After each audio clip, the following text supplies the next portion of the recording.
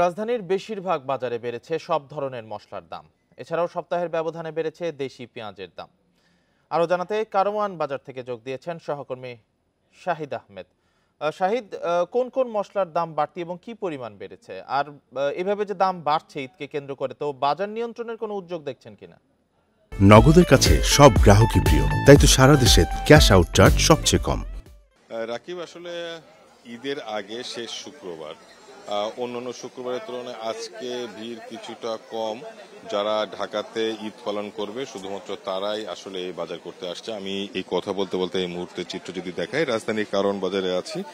আসলে যে ঈদ উল আজহা, কোরবানি ঈদ, এই ঈদের বাজারে পরিস্থিতিটাও ভিন্ন থাকে। অর্থাৎ বাজারে কিন্তু আসলে ঈদ কেন্দ্রিক যে উপকরণগুলো সেগুলো বিক্রিটা বেশি। অর্থাৎ গরম মশলা, আদা, রসুন, পেঁয়াজ, তেল, চিনি, লাচ্ছি সেমাই, সাধারণ সেমাই, এই ধরনের খাবারের উপকরণগুলো বিক্রিও বেশি, সরবরাহ বেশি এবং ক্রেতাদের অভিযোগও বেশি। আমি যদি একটু বলা হয়, সেক্ষেত্রে এলাচের দাম গত এক সপ্তাহের ব্যবধানে সরকারি সংস্থা টিসিবির হিসাবে বলছে 4% বেড়েছে, জিরের দাম বেড়েছে 3%।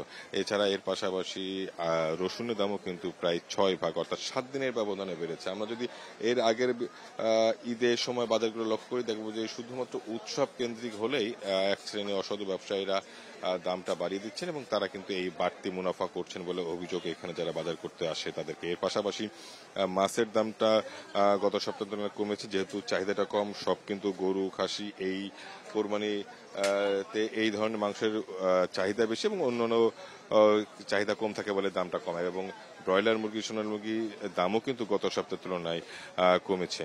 আমি যদি আরো একটু নির্দিষ্ট করে বলি, সেক্ষেত্রে সেমাইয়ের বাজারে কিন্তু খুব জমজমাট।